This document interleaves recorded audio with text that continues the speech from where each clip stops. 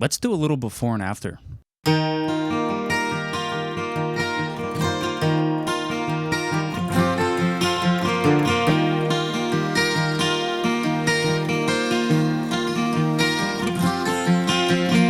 Hey, welcome in. My name is Zach, and today I bring you into my studio.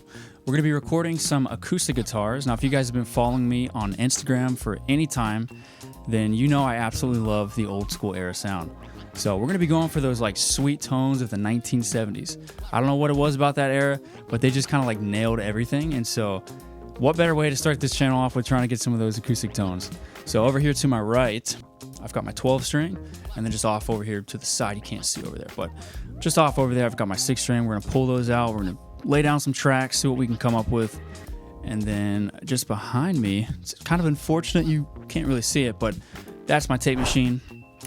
And if you guys are lucky, we're gonna send some stuff to tape, see how it sounds, maybe do a little A/B, and yeah, we're gonna have some fun. So let's get into it.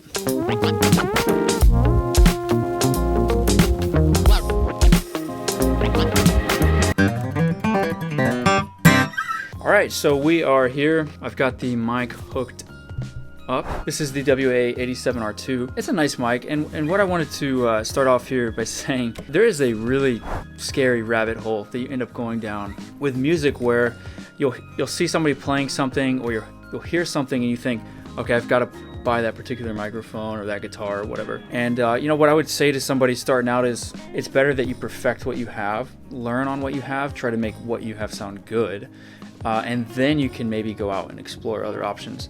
Don't go and buy a $1,000 mic because you think it's going to give you the sound on a particular record. Most of that is going to come from up here and not so much the piece of gear. So work with what you have. This is what I have.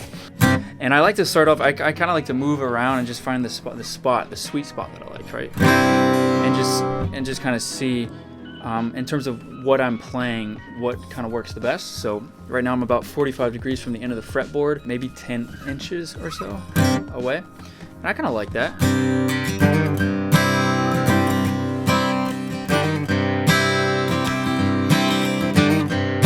What we send to the computer, we can only do but so much. So we want to really make sure we get it as good as possible before we go in. So I'm going to play some stuff, and then we'll see what we can get out of here.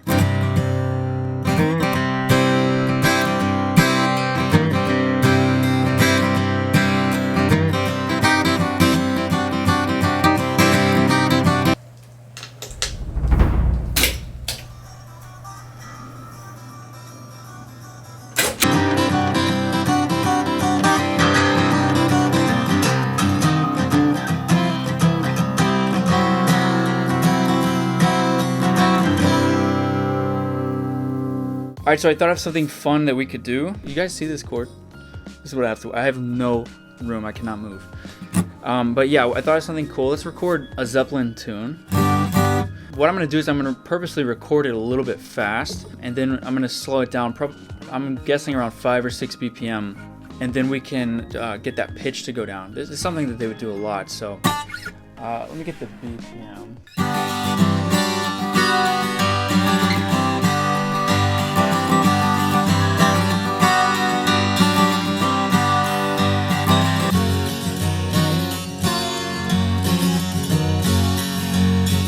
All right, here we go. Okay, so right here, what I went ahead and did was I recorded a 12 string and a 6 string. I'll let you hear that. Nothing special. Okay, so like I said, the very first thing I want to do, I'm up here at 94 BPM. That's what I recorded it at. But what we can do is we can come over here we can click this little flex time, and we'll go ahead and turn these two on. We don't want to be in polyphonic for this. I want to be in speed FX, because what that's going to do is it's going to allow me to slow down the speed but also lower the pitch. So if we come right here, I can actually click this, and I've kind of played the note that I want, and I believe it's around 88. So that's the note that we want, And you can see we've actually slowed it down and just lowered the pitch. All right, so we are back. A lot of mixing has been done. I want the 12th string to be sort of the prominent guitar, so that's why that's a little bit louder, a little bit closer to center. Just a little bit of compression on these two channels, and I went ahead and bust them. And so the EQ that I'm doing, I've basically scooped everything from about 200 hertz up to 5K. And then I went ahead and did a low shelf boost and a high shelf boost. And it's a little weird, sounds a little bit wonky, but it'll make more sense once we get into the tape Mello-Fi. Cool, so that's what it sounds like. The reason I like that low end bump right there is because when I send it here, we're gonna get a lot of distortion from it. Doing it in sort of a strategic way, but it might not make sense. But I'm gonna turn this on. I really like the low pass, the high pass filter here. I think that sounds really nice, particularly these drive functions and the wear function. So I'll go ahead and show you what it sounds like with the tape Mello-Fi. I'll turn it kind of on and off, you can hear it.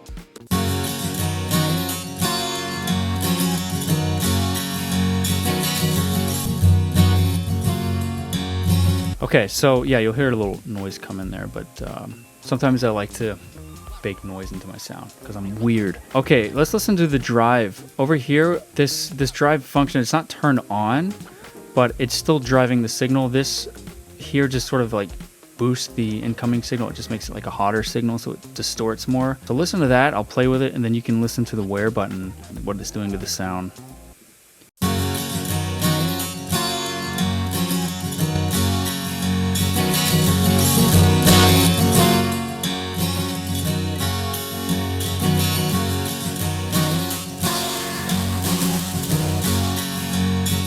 So it sounds really cool, and I think we are ready for tape.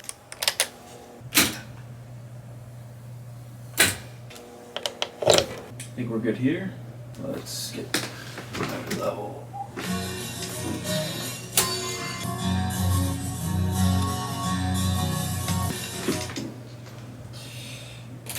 Arm it.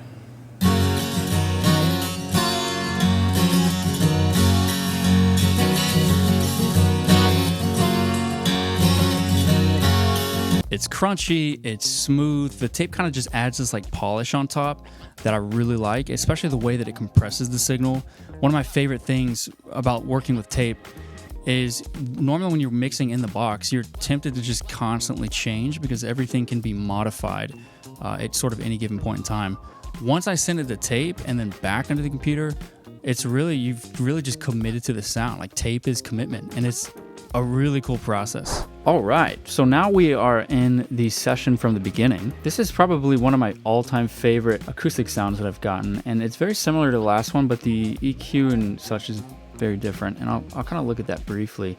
I know this video is going to be super long if I try to go all the way through it, but let me go ahead and play this. This is of course the tape signal here. I did a lot of different balances, a lot of different, different levels going into the tape. This is the one that I settled on, and again, I did this a very similar thing with the match EQ, trying to match back to my mix because the mix pre-tape was so good that I didn't want to change it drastically. So I'll let you listen to that.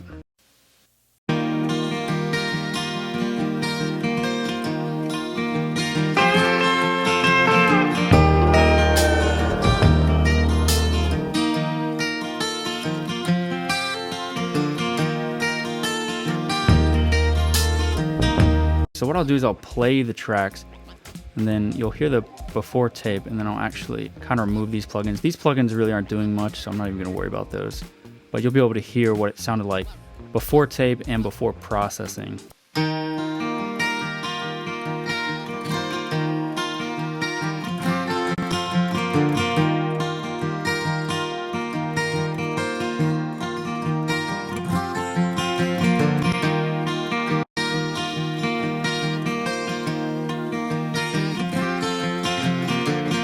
So, I mean, just immediately we went from just like a really boring, characterless sound to something that, I mean, could be straight out of the 70s. It is a little bit extreme. I've got a lot of stuff going on, but I like it. I think it sounds good. I did another track too. These are both on my Instagram if you guys want to check it out.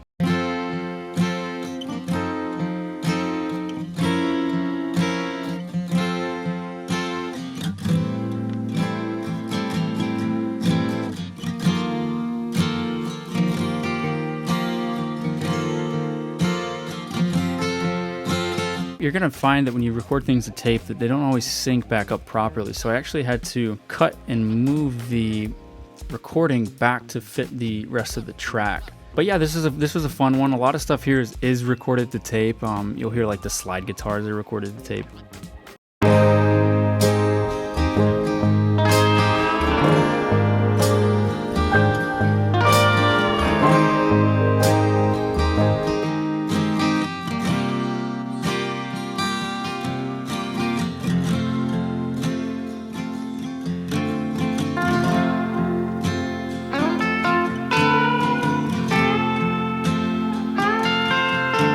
It's not the guitar sound for everybody, and it's certainly not the guitar tone for every mix. The way I would describe it is kind of like if you took S-Log3 footage, that's the before, and the after is turning that S-Log3 footage into the perfect color graded shot. You might be wondering, why do all the work with the tape Mellify if I'm just going to send it to tape at the end? But they're both part of the sound. They're sort of pieces to the puzzle. And once you kind of get this down, the cool thing is like every sound becomes a tool that you can use in your toolbox. That cheesy synth that runs off batteries in your parents' basement, all of a sudden there's endless possibilities of what you could do with it. Hopefully you guys found something helpful with this. If not, I hope I inspired you. I appreciate all of you who stuck to the end, and I'll see you guys on the next one.